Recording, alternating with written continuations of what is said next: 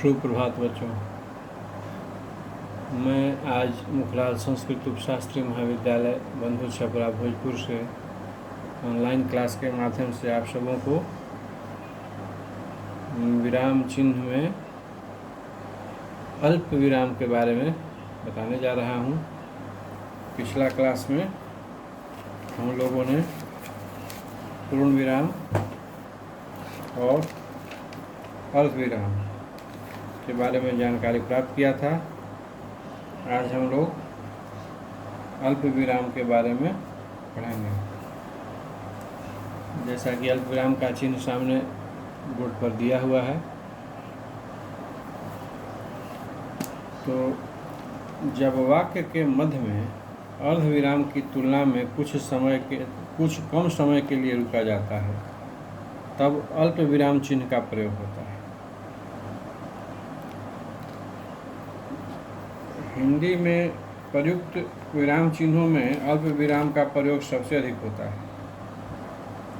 अतः इसके प्रयोग के सामान्य नियम हम लोगों को जान लेना चाहिए। अल्प विराम का अर्थ है थोड़ी देर के लिए रुकना या ठहरना।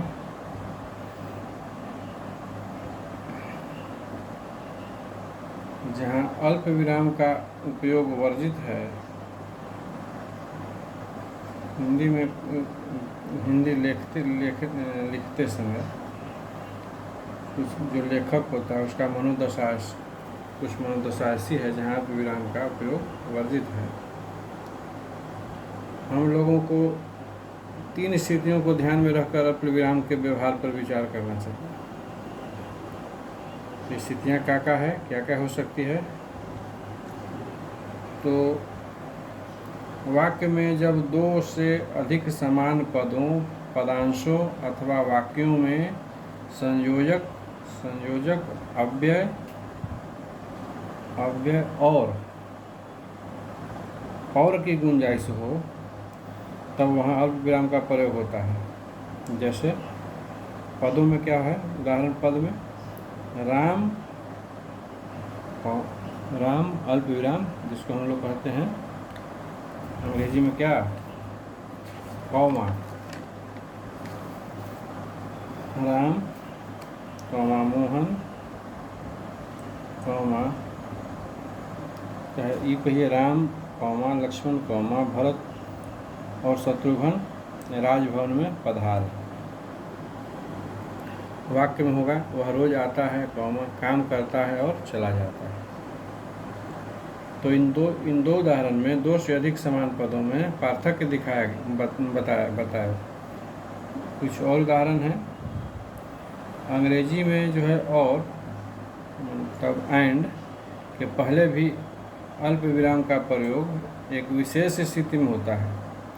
ऐसे और के पहले प्रयोग नहीं होता है, लेकिन एक विशेष स्थिति में होता है। इसके लिए नियम यह है कि जब 2 बड़े वाक्यांशों अथवा 2 बड़े पदांशों, वाक्यांश का अंग्रेजी होता है क्लॉजेज, 2 बड़े वाक्यांशों मतलब क्लॉजेज अथवा 2 बड़े पदांशों मतलब फ्रेजेज को एंड जोड़ता हो, तब एंड के पहले अल्प विराम का प्रयोग किया जाना चाहिए।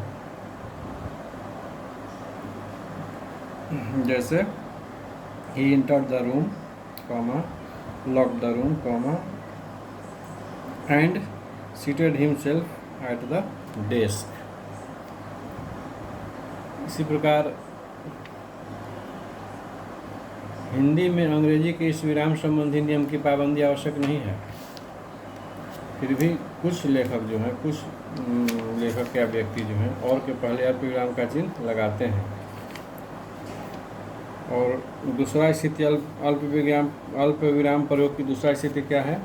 तो जहाँ शब्दों की पुनरावृत्ति की जाए और भावातिरेक में उन पर विशेष बल दिया जाए, वहाँ भी अल्प विराम का प्रयोग होता है। जैसे उदाहरण वह दूर से कॉमा बहुत दूर से आ रहा है, या नहीं कॉमा नहीं फिर कॉमा ऐसा कभी नहीं हो सकता। अगर यह बात हम लोग नाटकीय ढंग से कहें तो अल्प विराम के स्थान पर विस्मयादि बोधक चिन्ह लगाए जा सकते हैं यहाँ पर इस वाक्य में। तो इसी प्रकार आगे तीसरा स्थिति अल्प विराम प्रयोग के तीसरा स्थिति क्या है, तो यदि वाक्य में कोई अंतर्वर्ती पदांश या वाक्य खंड आ जाए तो अल्प विराम का प्रयोग किया जाता है। जैसे श्री रमन लाल देसाई के युग का ग्राम सेवक, कौमा, जेल में गया हुआ सत्याग्रही कहानी लेखक, कौमा, अब कहाँ है। तो इस प्रकार अंतर्वर्ती उपवाक्य खंडों में अल्प विराम का प्रयोग प्रायः अंग्रेजी की वाक्य रचना के प्रभाव के लिए होता है।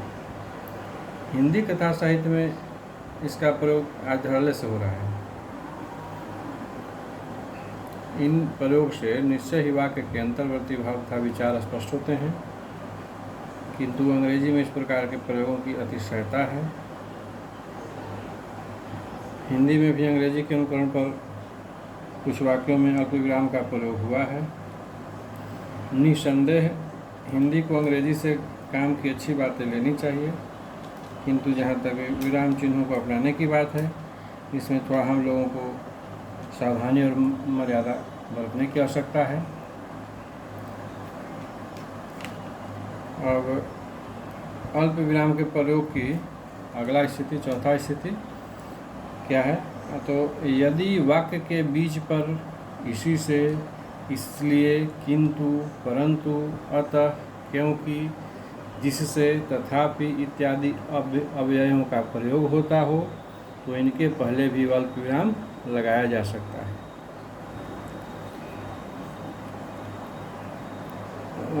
उसके बाद अगला जो है अल्प विराम प्रयोग की स्थिति क्या होगा, तो यदि वाक्य में प्रयुक्त किसी व्यक्ति या वस्तु की विशिष्टता किसी संबंधवाचक सर्वनाम के माध्यम से बतानी हो तो वहाँ अल्प विराम का प्रयोग निम्नलिखित रीति से किया जा सकता है। अगला स्थिति क्या है, तो अंग्रेजी में दो समान वैकल्पिक वस्तुओं तथा स्थानों की अथवा या आदि से संबंध रखने पर उनके पहले अल्प विराम लगाया जाता है।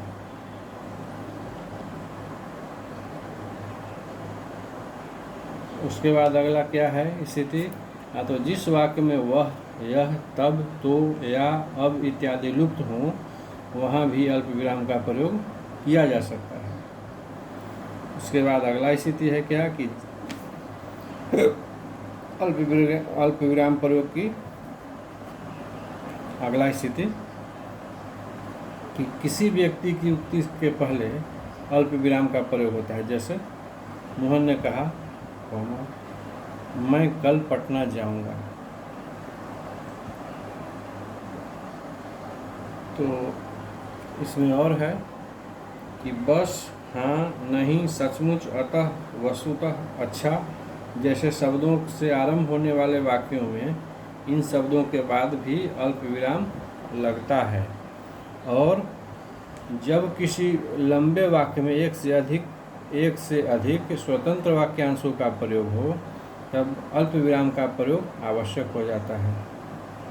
जैसे चाहती थी, ऐसे बोलूं, जैसे कोयल प्रथम किरण से बोलती है, जब वह उसमें स्पर्श की सरसराहट भर देती है, ऐसे बोलूं, जैसे कचनार के फूलों के बीच से वह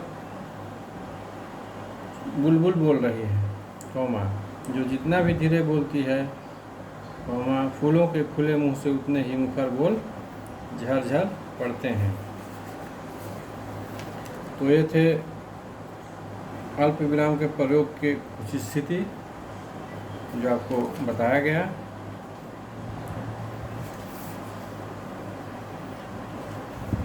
एक बार फिर थोड़ा सा रिपीट कर लीजिए कि जब अल्प विराम है क्या, तो जब वाक्य के मध्य में अर्धविराम की तुलना में कुछ समय के लिए रुका जाता है तब अल्प विराम चिन्ह का प्रयोग किया जाता है। अल्प विराम चिन्ह का प्रयोग किन किन स्थितियों में होता है, तो किसी वाक्य में दो या दो से अधिक समान पद वाले शब्दों या पदबंधों में अलगाव दिखाने के लिए, और वाक्य के बीच विभिन्न उपवाक्यों में अलगाव दिखाने के लिए और उपाधियों में अलगाव के लिए, जैसे BA, MA, PhD सबके बीच में कॉमा लगेगा। BSc, MSc, PhD या DLit सब में लगेगा। और किन स्थिति में होगा प्रयोग? तो हाँ और नहीं के बाद, और उद्धरण चिन्ह के पूर्व, या शब्दों, वाक्यांशों या वाक्यांशों की पुनरावृत्ति होने पर भी अल्पविराम का चिन्ह का प्रयोग होता है। और किन स्थिति में होता है? तो एक ही वाक्य में अनेक प्रश्नसूचक उपवाक्य होने पर प्रश्नसूचक चिन्ह अंत में आता है तथा प्रश्नों के बीच में अल्पविराम का प्रयोग होता है। और स्थिति है वह है कि महीने की तारीख और सन को अलग अलग करने के लिए भी आता है, प्रयोग होता है अल्पविराम चिन्ह का।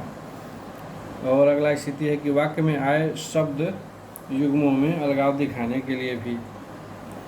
और अगला स्थिति में लगता है कि समानाधिकरण शब्दों या पदबंधों के बीच भी लगता है। और फिर है कि विशेषण उपवाक्य का प्रयोग वाक्य के मध्य में होने पर भी अल्पविराम लगता है। संबोधन शब्द के बाद यदि संबोधन शब्द मध्य में हो तो उसके पहले तथा बाद में भी अल्पविराम चिन्ह का प्रयोग होता है।